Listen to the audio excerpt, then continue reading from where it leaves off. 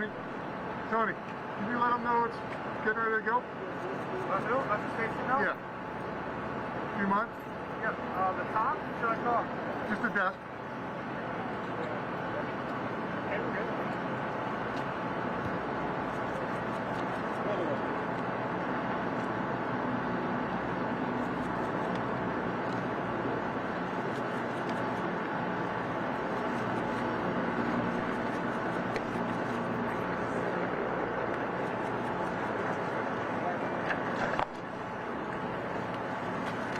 Good afternoon, and thank you all for coming. I want to thank everyone involved with here, especially Colonel Sean Boyette, commander of the 164th Air Defense Artillery Brigade for the Florida National Guard, as well as folks with the Florida Department of Emergency Management for what we're announcing today, and obviously something we're going to be building upon. I also want to thank Mayor Cava and Representative Rizzo for being here, as well as the Lieutenant Governor. Appreciate you guys. Thanks for all you're doing.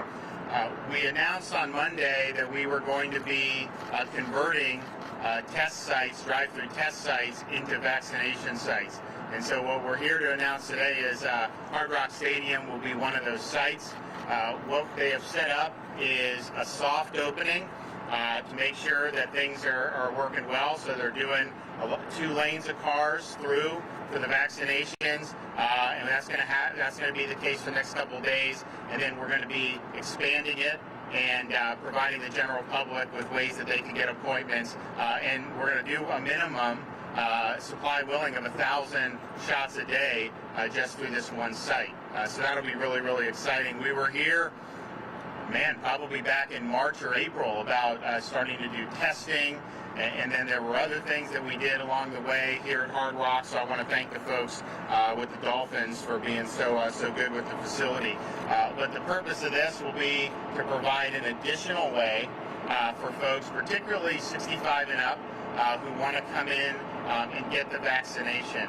And it's really, I think the way they've set it up is good. I didn't know whether you would have to get out of the car if we were going to do this, because you get the shot, but then you do have to be observed for 15 minutes. But what they're doing is people come in, they fill out the form, they don't even have to leave their car, and they're getting a shot in the arm, and then they drive, and I think that's right, the lot's right over there, right, where they just wait, and 99.9999% of the time, no problem, and then they're off on their way. And so that's a pretty efficient way of delivering this, and I think it's going to be very, very exciting for a lot of people. I'm also we're working with folks over in Tampa about doing something similar, and then there are other sites throughout the state that I think you'll see start to offering these vaccines.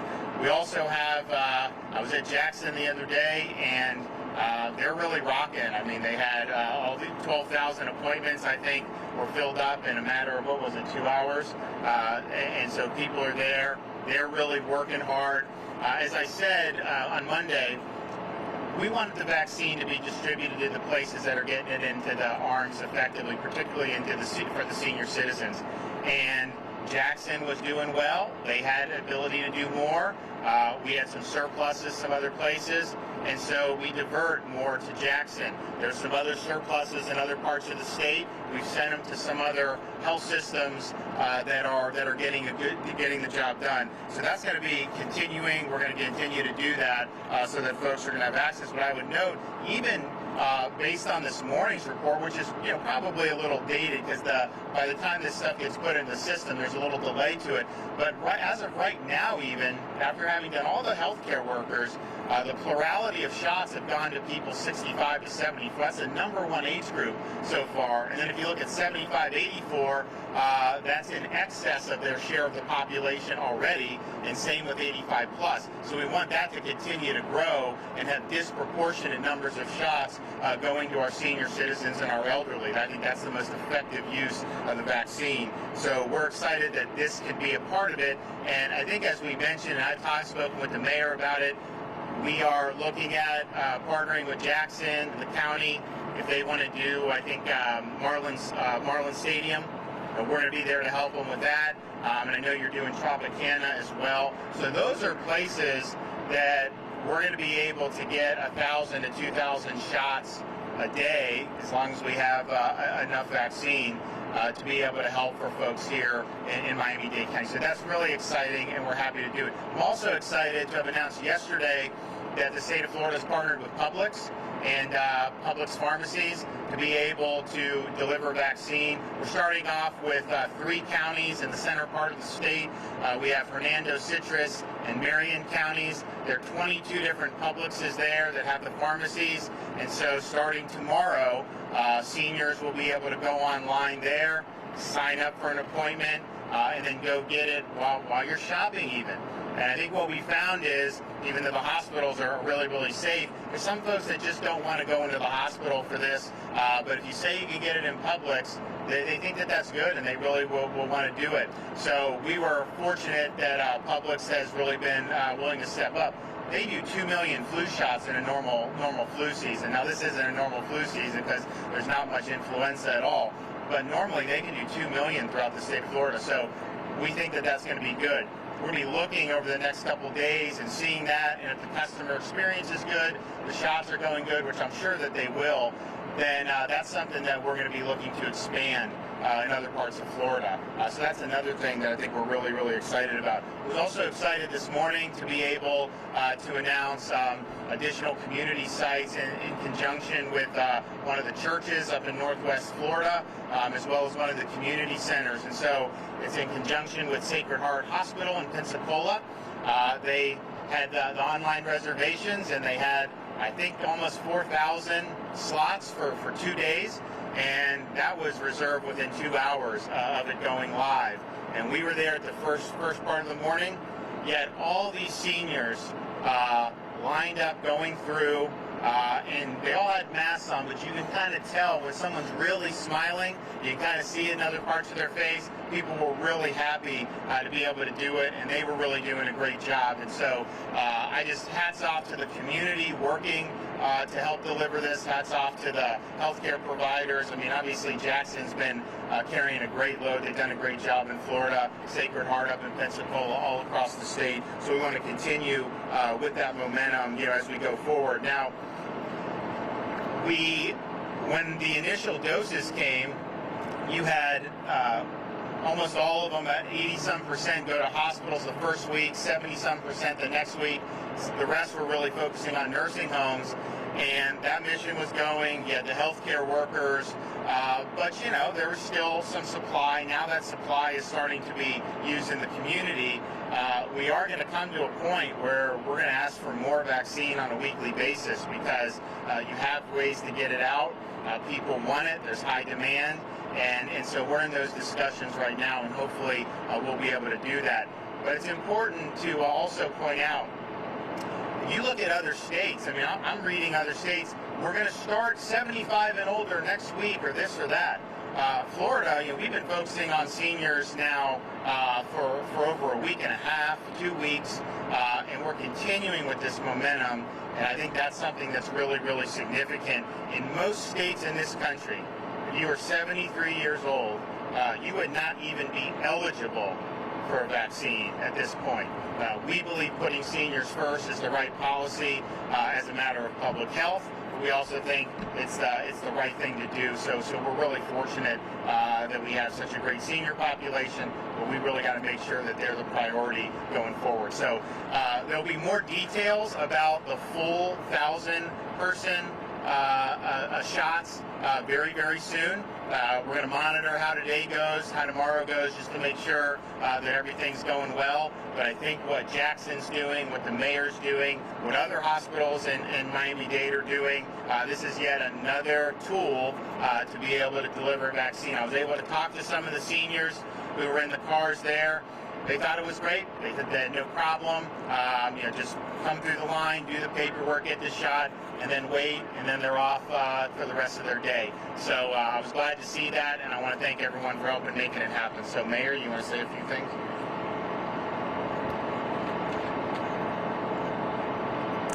Well, thank you, everyone, for joining us today, and thank you to the governor, the lieutenant governor, for being back for a second big announcement this week on the latest developments in our efforts to distribute this vaccine. The leadership on the issue, particularly of our seniors, I think is very important for all of us in Florida, especially here in Miami-Dade, and our close collaboration is so critical as we work to expand these efforts across the county. It is truly all hands on deck to get these shots in people's arms as fast as possible, because getting these vaccines into the community is the best way to protect our most vulnerable and fast forward us towards the end of this pandemic and the restoration of our economy. Until we tame this pandemic, we cannot move forward fully with our economy. And that's why in Miami-Dade, we've activated our Office of Emergency Management to centrally coordinate vaccination logistics and distribution, and we're working closely with the state of Florida and our other partners to continue scaling up our vaccination efforts. As county mayor, my top priority is to bring all of the agencies working on this distribution together to one table so that we can facilitate this coordination and clear communication. We must clearly communicate to the public that is waiting for information about how and where and when they can get this vaccine. That is the best way to move forward, by working together and communicating. So as of today, over 32,000 vaccines have been administered in Miami-Dade County to our residents and our frontline healthcare workers, so seniors over 65 in healthcare. And we are very encouraged by the positive trend in committing to moving additional vaccines to our community so that we can get this supply out as fast as possible. And as we show success, we are going to get more vaccine. So we have very, very ambitious goals. And here we are at Hard Rock Stadium with our first drive-through vaccination site, and it's going to expand as we've heard the plans, and we are looking at facilities like Hard Rock around the county where we can work again together with our partners to scale up this effort. We're taking the leadership role in Miami-Dade County government, and as mayor, working with our Office of Emergency Management to convene and coordinate all of our partners. We've had regular briefing calls, we've had precedents, we're going to continue. All information on the availability of the vaccine will be available at our single point of entry, miamidade.gov/vaccine/vacuna in Spanish and vaccine in Creole. And I want to encourage everybody to stay tuned, stay on top of it. It will provide links to all of the locations that are offering vaccines in English, Spanish, and Haitian Creole. And I am confident that moving forward, we will continue to accelerate these efforts so we can get a significant portion of our population vaccinated as soon as possible and move towards other sectors of our community as well. So in the meantime, we cannot give up precautions. More important than ever, masking, social distancing, disinfecting, washing hands, testing, tracing, and isolation. These are still the most important tools in our toolbox until we achieve maximum immunity throughout our community. Ahora en español. Gracias a todos por acompañarnos hoy y gracias al gobernador DeSantis. El condado de Miami-Dade está trabajando con el estado de Florida para continuar este esfuerzo de vacunación. Ya hemos administrado la primera ronda de vacunas a más de 32,000 residentes y hemos comenzado a administrar la segunda ronda, que ha sido recibido por 690 y un trabajadores de salud de la primera línea, socorristas y adultos mayores de 65 años. Nos complace anunciar aquí que Hard Rock Stadium comenzará a administrar la vacuna a personas elegibles, además de continuar ofreciendo pruebas gratuitas. Y durante los próximos días comenzaremos el proceso de equipar otros sitios en el condado de prueba para administrar la vacuna también, pruebas y la vacuna. Y continuaremos coordinando con los hospitales como Jackson y Baptist y empresas privadas para ampliar el acceso a las vacunas. Invito a los residentes del condado a visitar frecuentemente nuestra página web miamidade.gov www.statewide.gov/vacuna para actualizaciones sobre dónde está disponible la vacuna en todos los lugares. Mientras tanto, es importante, como siempre, continuar tomando las medidas para frenar el virus, usando mascarillas, la distancia social, lavando manos, desinfección y las pruebas y aislar. Muchísimas gracias.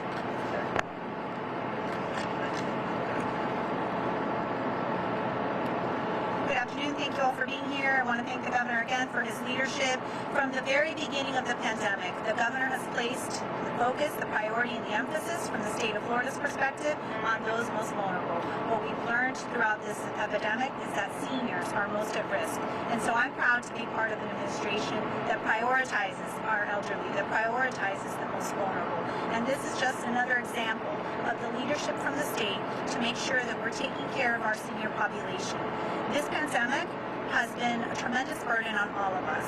And what we've seen every step of the way is that the governor has put forth plans, has put forth action to make sure we're addressing this pandemic head on, making sure that we protect our seniors, most importantly, and also making sure that we continue to collaborate with our county officials, working collaboratively with the private sector, with those on the front lines, to make sure that we address this pandemic once and for all. And so again, it's a privilege to be here today to announce this very important site. We look forward in the coming days to have additional sites to be able to provide additional vaccination for our seniors. We ask the seniors to have patience. We know that we are going to continue to work diligently to provide you with opportunity to get vaccinated so that we can move forward and put this pandemic in the rearview mirror. So Governor, thank you for being here, and I look forward to continuing to work on behalf of the residents of the state of Florida. Thank you, everyone. Good afternoon. Governor, Lieutenant Governor, thank you so much for coming down to our county. And really, this is a testament to what we see behind us today, and seeing how efficiently this is happening. This is a testament to the leadership, obviously, from the governor, and again, through our mayor, and all the men and women that are here that are doing this, from the Florida National Guard to all of the people that are the healthcare workers that are providing this care for all of our citizens. We can see just how efficiently this is happening, and this is just one more step in the greater plan to combat this virus. As a state, certainly from the House of Representatives, Speaker Sprowls has made this a priority to get through this and make sure that we get through this together quickly, and to make Florida the leader in the United States as to getting everyone back on track. Thank you. Yes, sir. I have a question about specifics on the number of doses. When Operation Warp Speed started, you gave the specific numbers of the amount of vaccine you expect in the next week, what you expect in the week after that. I haven't heard those lately. So the CDC says 1.15 billion doses have been distributed to Florida, but less than a quarter of that administered. Does that include the booster shot? Is that why that number is so low? So, no, I think, well, a couple things. One is, when the shots are administered, whoever is the administrator has 24 hours to report it, and then by the time it gets through that system, so you're really looking at about a 72-hour lag. So if you go back, I mean, they're even updating from the weekend. So I think we're, probably, I would bet, well over 300,000. Now, we are starting to do booster shots. Those are not included in terms of, if we say 350,000 or whatever we do, if we do 40,000 today, let's say, that's only initial doses. That is not counting the booster shot for that. And we do still get the numbers. I think we'll probably get them towards the end of this week, and I'm happy to report. I am in negotiations, though, to get more than I think what we're looking at. We're looking at right now is what we're hearing. Again, this is like a system. It's there, then they finalize it. We're looking at about 250,000 next week, split almost evenly between Pfizer and Moderna. Now, as you know, that's more than we got in week 1 when we got 180,000 Pfizer. That's less than what we got in week 2. And so what I've talked to both the White House and Secretary Azar, and I just said, because we have this stuff, we're seeing how it's getting out the door. We're seeing where the shots are going in arms. And I have enough people telling me they can do more. We want them to do more. And so we've asked for more, and I think you're going to start to see that really pop to scale very soon. But if that 250 has to go to boosters for people 3 or 4 weeks. And then they also get the booster. So if I tell you that we had 300,000 new doses, when I say that, I mean just the initial dose. I'm not counting the booster. So if I ask them for 250,000, that's not the boosters. Like we assume we're going to get the boosters anyways. As a follow-up, I'm never going to see this question. The demand at Jackson is a lot greater than when it's available. Right. Because of the vaccines available.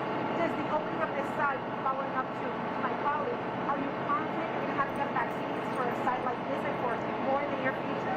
Yeah, we think so, and that's one of the reasons why we're doing the soft opening, to make sure we get through these cars today, tomorrow, and then make sure we can say, okay, we know we're going to be able to do 1,000 a day. We've actually talked. I mean, if we know we have the vaccine, I would do more than that at these sites. I think you probably can, but we just want to make sure you can do it, and then go from there. So, and I think I mentioned our emergency management, Jared Moskowitz. He's going every day and looking at, if a county health department tells us, well, it's going to take us 2 weeks to get through this, we say, okay, we'll give you enough for this week, but then we're going to take the rest, and if Jackson can do more, we're going to do more at Jackson, or if they can do more in some of these other sites. Some county health departments want more because they do pods in the community, and they're able to get it through. So we're going to continue to do that so that whatever's there, it's not just sitting on the shelf. And if you're not using it, we want to divert it to someone who does. And if we do that, it doesn't mean you're never going to get vaccine in the future. It just means let's get it out the door, let's get the shots in the arms. And I think that you'll start to see that being apparent too as more flows to Jackson.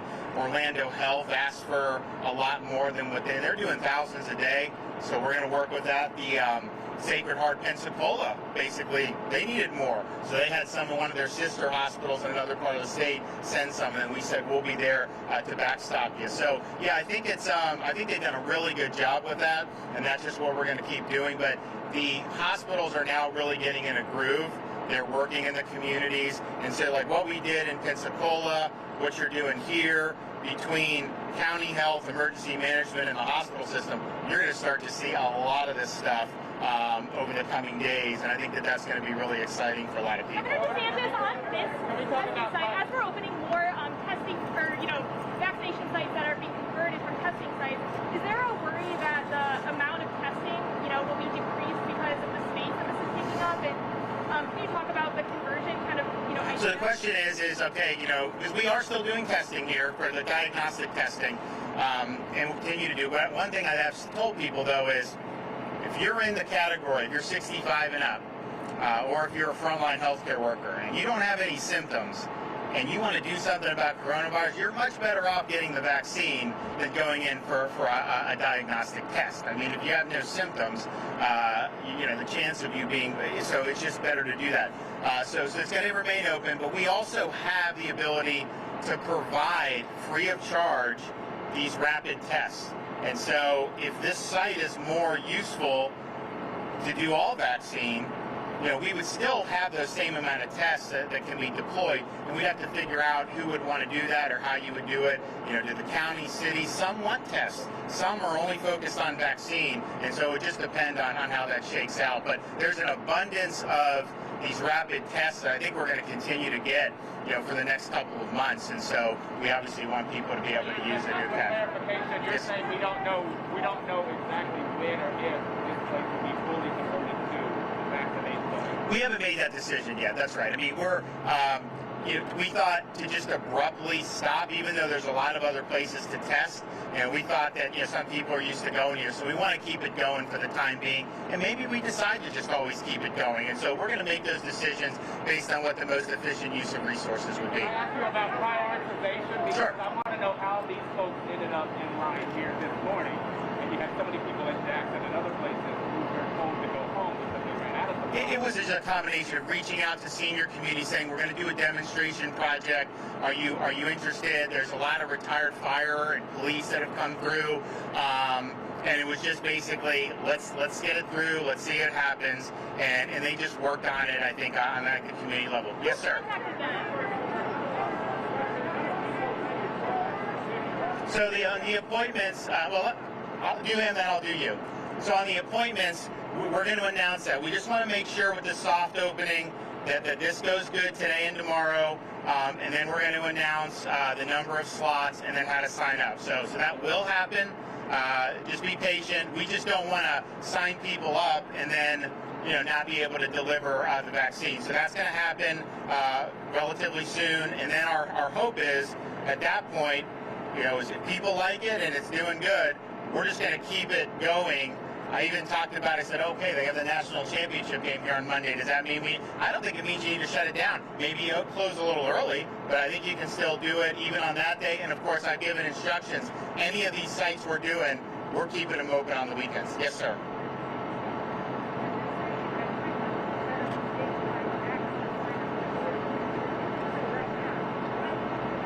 Well, no, we first of all, it's not all through the state. I mean, that's I think what people don't understand. For us to direct every dose that goes for hospitals and all that would be a total Charlie Foxtrot. Okay, let me tell you, it would not work well.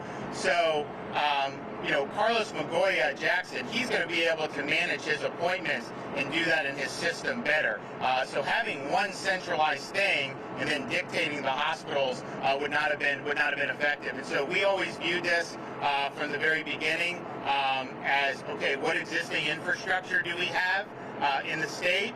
These are the best that we have in this. Let's obviously harness that. They all want to be involved in this. I mean, no one's walking away from it. And so you do that.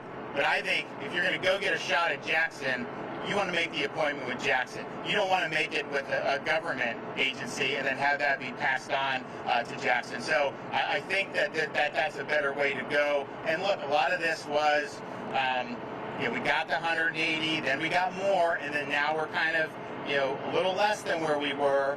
So we want to make sure that the vaccine's there to be able to administer. But I think you're going to see that that's something that is happening. I was really impressed with the pace I saw at Jackson in terms of the shots. I was very impressed with Orlando Health.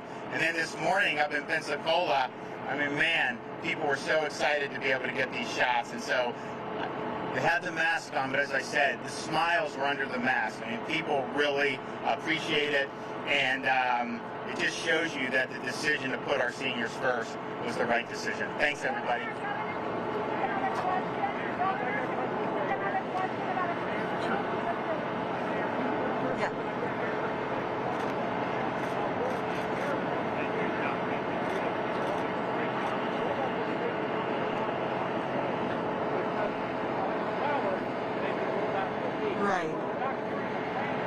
Right, so there's going to be a plan this afternoon. Stay tuned.